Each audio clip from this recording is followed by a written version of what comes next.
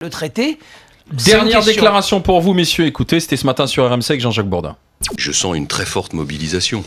Et cette mobilisation, elle me semble correspondre assez bien aux sondages qui montrent qu'il y a quand même un écart, qui est un écart assez net entre Jean-François Copé et moi, et entre les deux stratégies, au fond, qu'on a adoptées. C'était François Fillon. La question, elle est toute simple.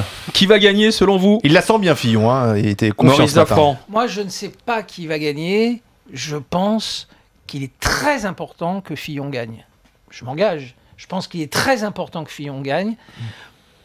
Dieu sait si on a eu, nous, Marianne, des vrais désaccords avec Fillon. Pendant 5 ans, ça a été un conflit entre Fillon et nous absolument terrible. Je pense que c'est indispensable parce qu'on ne peut pas gagner en démocratie en disant de façon volontaire absolument n'importe quoi.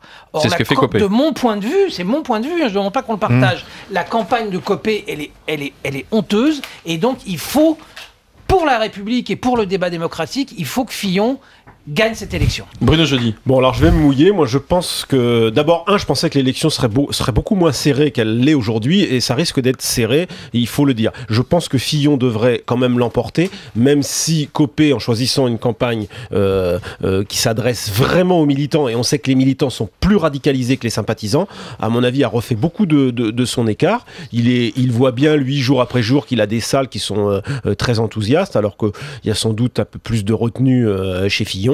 Et on voit bien, il y a un peu de fébrilité chez Fillon. Donc ça sera serré. Je pense quand même que Fillon devrait gagner.